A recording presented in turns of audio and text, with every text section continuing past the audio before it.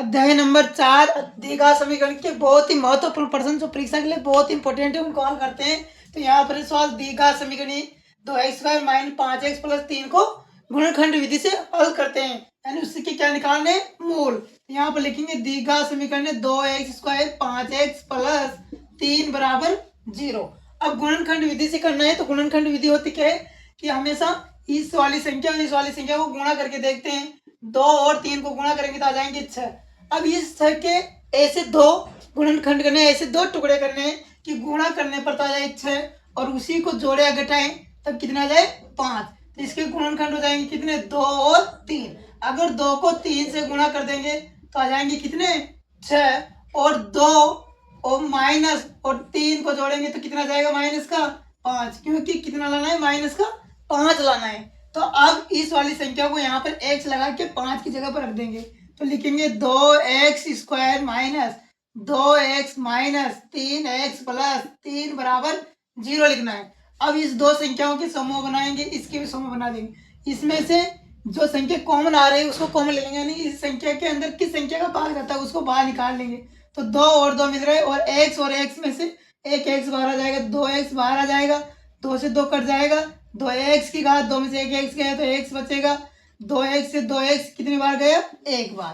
फिर -3, 3 और 3 में 3 कॉमन आ रहे हैं, 3 का भाग दोनों में जाता है, 3 को बाहर ले लेंगे और यहाँ से बचेगा x और 3 का भाग 3 में कितनी बार जाएगा एक बार, यानी यहाँ माइनस है यहाँ प्लस है, माइनस प्लस से भाग जाएगा तो कितनी बार माइनस का 1 बराबर में लिखना है 0।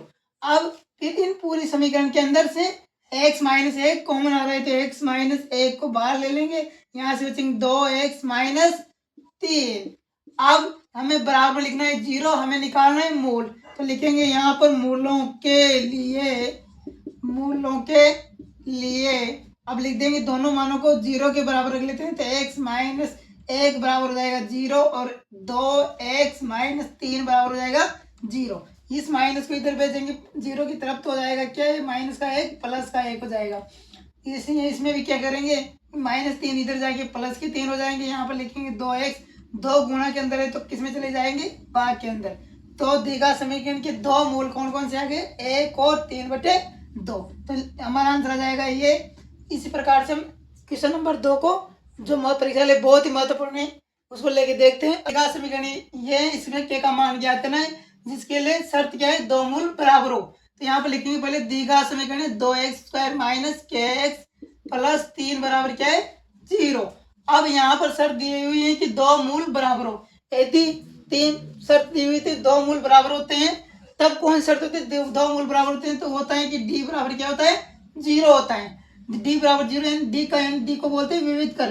तो विविध कर का सूत्र होता है b² - 4ac बराबर में क्या लिखेंगे 0 लिखेंगे। अब यहाँ से हमें a b c के मान की जरूरत पड़ेगी, तो यहाँ से इसके मान निकालेंगे। a का मान x² का गुणांक हो जाएगा 2, b का मान x का गुणांक होता है -k और c का मान 3 हो जाएगा। अब इन तीनों मानों को इसके अंदर रखेंगे और k का मान ज्ञात कर लेंगे। तो b का मान है k माइनस k की घात लगाएंगे 2 -4, a का मान है 2 और c का मान है 3 बराबर में लिखेंगे क्या 0। अब k की घात 2 है तो k की घात 2 है तो 2 बार लिखते हैं कि वर्ग होता है तो माइनस माइनस क्या हो जाता है प्लस हो जाता है। तो k की घात 2 जाएगी माइनस इसको गुणा कर लेंगे 4 दूनी 8, 8 को 3 से गुणा कर लेंगे तो आ जाएंगे 24 बराबर में लिखेंगे 0।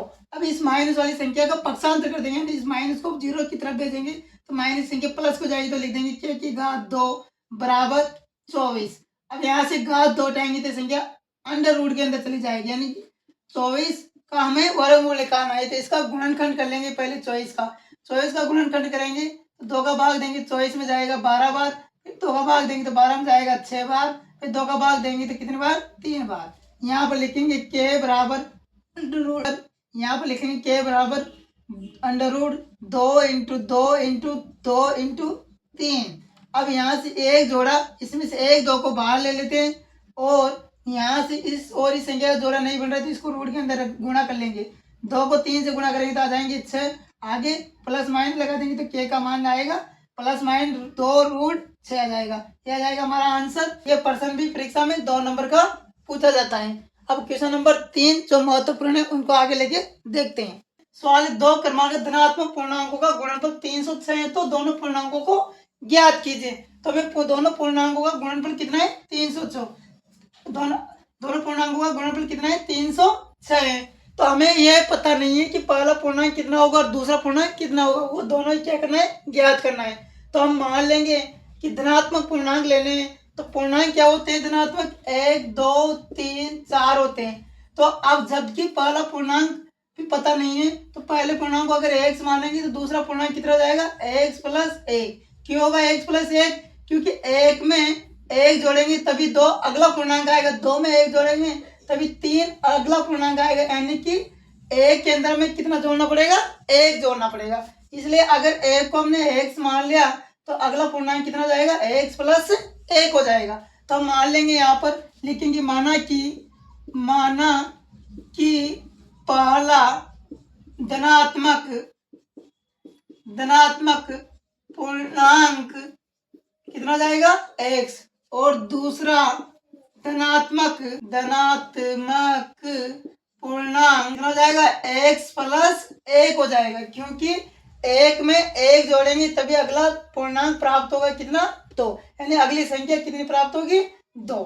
तो यहाँ पर हमें पहला पूर्णांक अगर x माना है तो x में अगर एक जोड़ेंगे तभी अगला पूर्णांक प्राप्त होगा, तो x में एक जोड़ दे तो दूसरा पूर्णांक हो गया। अब दे रखा क्या है कि 2 क्रमांक धनात्मक पूर्णांकों का गुणनफल कितना है? 306। तो यहाँ पर लिख देंगे 2 क्रमागत धनात्मक पूर्णांकों का गुणनफल बराबर 306। अब गुणनफल का अर्थ होता है कि दोनों पूर्णांकों का हमें क्या करना है? गुणा करना है। तो पहला पूर्णांक है x इंटू और दूसरा पूर्णांक है x प्लस 1 को गुणा करने पर कितने आते हैं? 306। तो बराबर में लिखेंगे 306। अब गुणा कर लेते हैं, x को 1 से करेंगे तो x की घात 2 आ जाएगी, फिर x को 1 से करेंगे तो x आ जाएगा, बराबर में लिखेंगे 306। अब 306 को पक्षांतर कर लेते हैं तो x square plus x, plus की इधर आएंगे तो जाएंगे -306, बराबर हो जाएंगे कितने? 0। तो हमारा हो जाएगा x square plus x minus 306 एक द्विघात समीकरण बन जाएगी। अब इस द्विघात समीकरण को हम या तो गुणनखंड विधि से हल करें या एक द्विघाती सूत्र से हल करें। अब इस द्विघात समीकरण को हम द्विघाती सूत्र या गुणनखंड विधि से हल कर सकते हैं। अब गुणनखंड विधि से करने पर इस 306 के टुकड़े करने में बहुत दिक्कत आएगी, यानी कि इसके टुकड़े आसानी से नहीं होंगे। तो हम इसको किससे करते हैं? द्विघाती सूत्र से हल कर लेते हैं, यानी श्रीधर आचार्य विधि से। तो होते क्या है द्विघाती सूत्र? तो लिखेंगे यहाँ पर द्विघाती सूत्र से। अब द्विघाती सूत्र होता है हमारा x बराबर minus plus minus under root B square 4 बटा 2a। अब यहाँ पर हमें ए बी सी के मान की जरूरत पड़ेगी, जो इस द्विघात समीकरण से निकालेंगे। ए का मान हो जाएगा एक्स स्क्वायर का गुणा, कोई संख्या नहीं तो कितनी रहेगी? 1। इसमें कोई संख्या नहीं तो कितनी होगी? 1। तो बी का मान हो जाएगा 1 और सी का मान हो जाएगा -306। इन मान को इनके अंदर रख देंगे और हल कर लेंगे, जिससे में दोनों पूर्णांक प्राप्त हो जाएंगे। तो यहाँ पर लिखेंगे बी का मान 1 है तो -1 प्लस माइनस अंडर रूट, अब रखेंगे मान बी का मान 1 घात 2 -4, ए का मान होगा के 1 और सी का मान हो जाएगा -306। माइनस के कितने हो जाएंगे? 306 बटा 2 इंटू ए का मान है 1। अब इसको हल कर लेते हैं। तो हल करते हैं तो इसका देखेंगे कि x बराबर -1 प्लस माइनस अंडर रूट, अब एक का वर्ग होगा 1, यानी 1 को 1 से गुणा करेंगे तो 1 आ जाएगा। यहाँ पर माइनस और माइनस को गुणा करेंगे तो आ जाएंगे प्लस। अब 306 को 4 से गुणा करते हैं तो आ जाएंगे कितने? 1224 आ जाएंगे। इस सचो का 24 हासिल 2, 0 से 4 गुणे 0, 0 में 2 जोड़ेंगे तो 2 और 312। अब बटा में लिखेंगे 2 को 1 से करेंगे तो 2 आ जाएंगे। अब हल करते हैं तो x बराबर -1 प्लस माइनस अंडर रूट, जोड़ देंगे 1224 में 1 को तो जाएगा कितना? 1225 बटे में कितना लिखेंगे? 2। अब इस 1225 के हमें क्या निकालने? वर्गमूल निकालने हैं। तो इसके हमें गुणनखंड करते हैं तो 1225 के गुणनखंड कर लेंगे। अब यहाँ से हमें 1225 के क्या निकालना है, वर्गमूल निकालना है। यानी कि 1225 के वर्गमूल कैसे निकालते हैं, इसका वीडियो हमें चैनल के अंदर डाल रखा है। अब इसका देखते हैं, यहाँ 1225 का गुणनखंड कर लेते हैं। तो 1225 का हम गुणनखंड कर लेते हैं। तो पहले इसमें 2 का भाग नहीं जाएगा, 3 का भी नहीं जाएगा, तो 5 का देते हैं। 5 का भाग 5 दूनी 10, 2 बार, यहाँ से 2 शेष तो हो जाएंगे 22, 520, 4 बार 2 शेष, 5 4 50 25। फिर 5 का देंगे तो 520, यहाँ 4 शेष बचे तो हो जाएगा 45, 9 बार। अब 5 का नहीं जाएगा, 7 का जाएगा 7 बार, और 7 7 49 आ जाएगा, 7 का बाद 7 एक बार। इसमें से एक जोड़ा ए बन गया और इसका एक जोड़ा ए बन गया। इसमें से एक सिंगल 5 को बाहर लेते हैं, इसमें से एक 7 को बाहर ले लेते हैं, तो हो जाएंगे कितने, 35। तो हमारा 1225 का वर्गमूल कितना जाएगा, 35 आ जाएगा। अब इसको यहाँ पर लिखते हैं, x बराबर 1 प्लस माइनस अंडर रूट को हटा देंगे, यानी कि रूट को हट जाएगा, कितना जाएगा, 35 आ जाएंगे, बटे में लगाएंगे 2। अब यहाँ से हमें धनात्मक और ऋणात्मक पूर्णांक, यानी धनात्मक पूर्णांक ले लेते हैं। यहाँ से पहले हम प्लस का चिन्ह लेने पर, यानी प्लस वाले सवाल को हल करते हैं। x बराबर -1, यहाँ से प्लस के चिन्ह को ले लेते हैं। 35 -1 प्लस वाले चिन्ह को ले लेते हैं और प्लस में लिखते हैं 35 बटे 2। 35 में से 1 को घटाएंगे तो आ जाएंगे कितने, 34 बटे 2। 2 का भाग 34 में देंगे तो कितनी बार जाएगा, 17 बार जाएगा। अब हमारा x का मान कितना गया, 17। हम यहाँ पर ऋणात्मक चिन्ह को भी ले सकते हैं, लेकिन ऋणात्मक चिन्ह लेंगे तो हमें ऋणात्मक मान प्राप्त होगा x का। जो हमें क्या ज्ञात करना है, धनात्मक पूर्णांक ज्ञात करना है, इसलिए हम प्लस वाले चिन्ह को ही लेके देखेंगे। अब हमें हमारा x का मान आ गया, x बराबर 17। तो हमारा पहला यहाँ लिखेंगे, पहला पूर्णांक कितना आ गया, 17। और दूसरा पूर्णांक निकालना है, तो दूसरा पूर्णांक होगा, x की जगह रखेंगे 17, इस x की जगह रख देंगे 17 और प्लस में 1 तो आ जाएगा कितना, 18। तो हमारा दूसरा पूर्णांक आ जाएगा 17 प्लस 1 यानी कि 18 आ जाएगा। 17 और 18 को गुणा करेंगे तो आ जाएंगे कितने, 306, जिससे हमें सवाल को भी आंसर को चेक कर सकते हैं। इस प्रकार से इस सवाल को हल कर सकते हैं। ये पेपर में 3 नंबर का पूछा जाता है। अगर हमारे बताए गए वीडियो में जो सवाल समझ में आए तो वीडियो को लाइक करो और चैनल को सब्सक्राइब करो। नंबर 4 को हल करते हैं।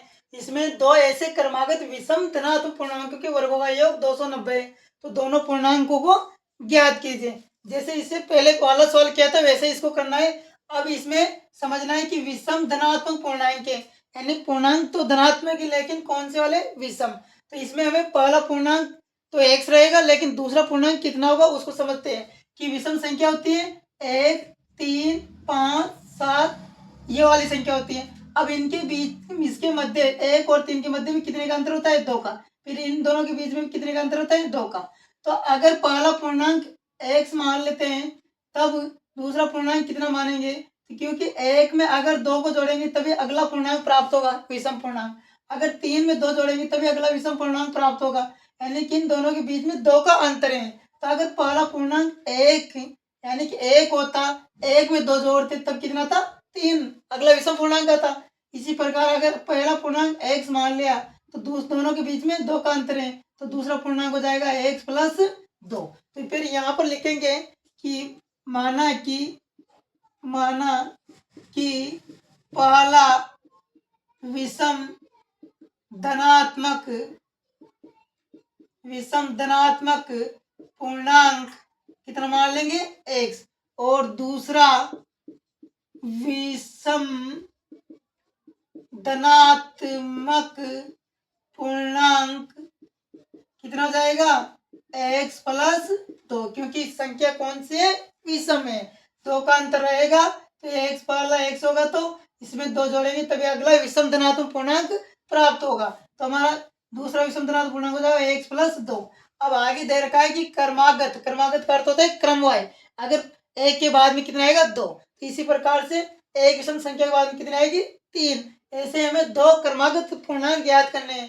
तो इस लाइन को ऐसे से उतार देंगे यहाँ पर, तो लिखेंगे 2 क्रमागत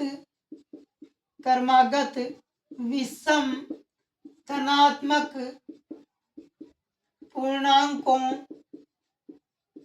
पूर्णांकों के वर्गों का योग बराबर कितना है 290।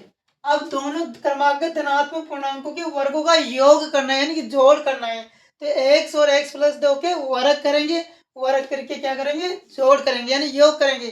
तो उसका योग कितना आना चाहिए 290। तो उसको बराबर में लिखेंगे। तो लिखते हैं x का वर्ग मतलब घात 2 लगानी है, योग लगाना है तो प्लस लगाना है, दूसरा है x प्लस 2 की घात 2 लगा देंगे, बराबर लिखेंगे 290।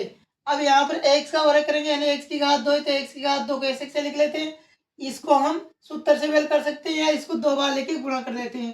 तो x प्लस 2 और यहाँ पर लिखेंगे x प्लस 2 बराबर लिख देंगे 290। अब यहाँ लिखेंगे x की घात 2 यानी x को x से गुणा करेंगे तो आ जाएंगे x स्क्वायर, फिर x को 2 से गुणा कर लेंगे तो आ जाएंगे 2x यानी इस x से दोनों संख्याओं को गुणा करना है, फिर 2 से भी इस दोनों संख्याओं को गुणा करना है। हमने एक से दोनों संख्याएं गुणा कर ली, अब 2 को 1 से करेंगे तो फिर 2x आ जाएगा, अब 2 को 2 से करेंगे तो 4 आ जाएगा, बराबर लिखेंगे 290। अब इन संख्याओं में जो समान चर वाली संख्या है उसको जोड़ लेते हैं और पक्षांतर कर लेते हैं, इस 290 को इधर ले जाते हैं। तो यहाँ पे लिखेंगे ये समान चर है, 2 है 1 और 1, ये कितना है 1, ये कितना है 1, 1 और 1 कितने हो जाएंगे 2x स्क्वायर यानी x की घात वाले 2x स्क्वायर हो गए, फिर 2x और 2x वाला जोड़ेंगे तो 2x और 2x हो जाएंगे 4x, फिर यहाँ पर लिखेंगे प्लस के 4, 290 को इधर ले आएंगे तो हो जाएंगे माइनस के 290, बराबर लिखेंगे कितने 0। अब यहाँ से क्या करना है 290 में से 4 को कम करना है तो इसको तो ऐसे से लिखेंगे 2x स्क्वायर 4x प्लस, अब प्लस की संख्या नहीं माइनस की संख्या बड़ी है तो यहाँ पर चिन्ह लगाएंगे किसका माइनस के, और 290 में से 4 को घटाएंगे तो आ जाएंगे 286 बराबर 0। ये एक हमारे द्विघात समीकरण आ गए। अब ये पूरी समीकरण 2 के पहाड़े से कट रहे हैं तो इसको काट देंगे और छोटी कर लेंगे जिससे हमें सॉल्व करने में आसानी होगी। तो 2 से इसको काटते हैं, काट 2 से तभी काटेंगे जब पूरी समीकरण कटेगी। तो 2 से कट रही है पूरी समीकरण है, 2 का भाग पूरी समीकरण के अंदर जा रहा है तो 2 से कट जाएगी तो यहाँ आ जाएगा x स्क्वायर, 2 से 2 गया और 2 का भाग 4 में जाएगा 2 बार, x आ जाएगा 2 का भाग 1 बार, 8 में 4 बार और 6 में 3 बार, बराबर आ जाएंगे 0। अब इस सवाल को भी हम द्विघाती सूत्र से हल करते हैं क्योंकि इसमें यह नहीं कह रखा कि गुणनखंड विधि से हल कीजिए। अगर गुणनखंड विधि से इसको हल करेंगे तो हमें 143 के टुकड़े करने में थोड़ी कठिनाई होगी यानी कि दिक्कत होगी, इसलिए हमें इसको द्विघाती सूत्र से हल करते हैं। तो यहाँ पर लगाते हैं द्विघाती सूत्र।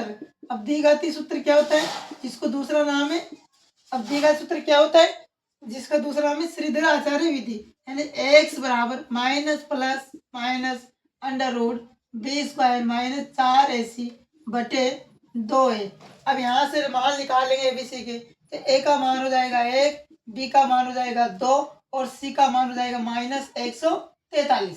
अब इस मानों को इसमें रखते हैं, लिखेंगे x बराबर माइनस माइनस लगाना है, p का मान है 2 plus minus under root b की जगह रखना है 2, गा लगाएंगे 2, फिर माइनस 4 इंटू ए का मान है 1 और सी का मान है माइनस के 143 बटे 2, ए का मान है 1।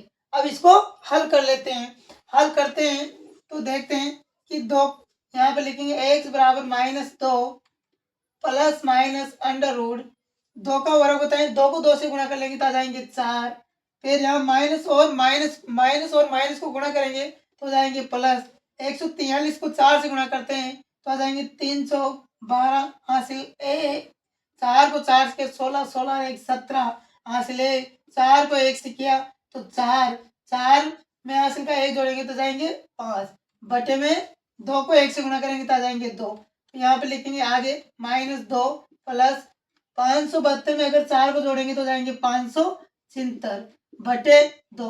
हम इसके पहले वर्गमूल निकाले तो वैसे ही निकाल सकते हैं, अगर ये याद हो तो लिख देंगे कि 576 किसके वर्गमूल होते हैं 24 के वर्गमूल होते हैं। तो यहाँ लिखेंगे माइनस 2 प्लस माइनस यहाँ पे लिखेंगे कितने 24 यानी 576 किसके वर्गमूल होते हैं 24 के, हमने क्लास 8 में पढ़ रखा है।